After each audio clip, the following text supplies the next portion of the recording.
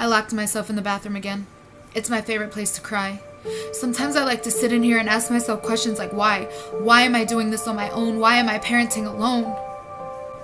I stay strong in the presence of my kids. I seem strong from the outside looking in, but sometimes I just have to sit here and cry.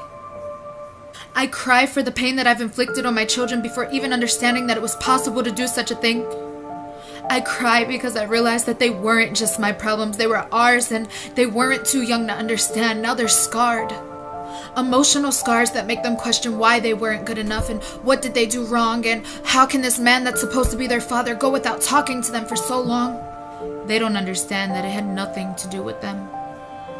They look up to me to make sure they're taken care of, but sometimes I don't even know where our next meal will come from, and I shouldn't have to scrape up change to go buy a loaf of bread. I should be able to call the man who helped me make them instead. But I can't. The pain I feel when I can't give them a proper meal, and the disappointment in their faces when I can't send them to school with money for a trip, school pictures, or book fare.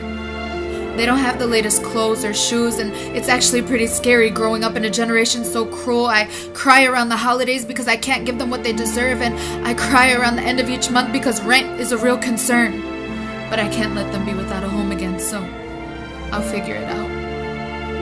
I cry every time I have to leave a job because I can't afford to pay for childcare, and every time I try to find a babysitter, no one is there, but these are my kids, so I don't expect them to be.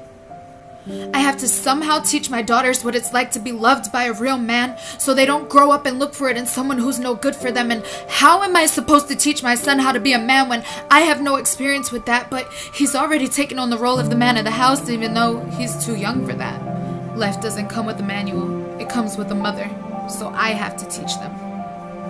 I cry for selfish reasons too. I cry because I'm tired and there's still so much to do. I've washed the dishes 3 times today, but look, the sink is full again, and there's the laundry which doesn't ever end. The house is a mess and the water spilled over the tub, and I feel bad for getting mad because I know they're just having fun, but I'm tired.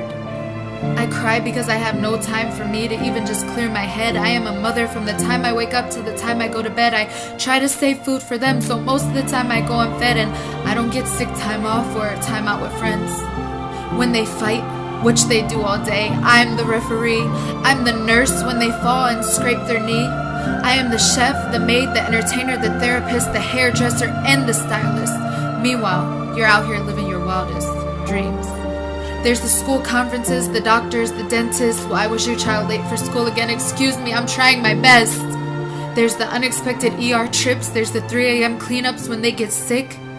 I get tired, but I pick myself back up because the feeling of being fatigued could never compare to the sensation of their love.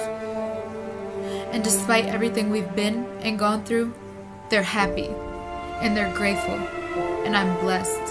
But I still get stressed because no mother should have to bear the responsibility of raising children on her own, wondering if our house will ever feel like a home, and even though we're surrounded by each other's love, they still have a sense of being alone. You must not understand how amazing these kids are for you to not even bother.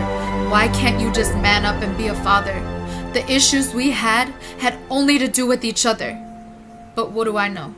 I'm just another bitter baby mother.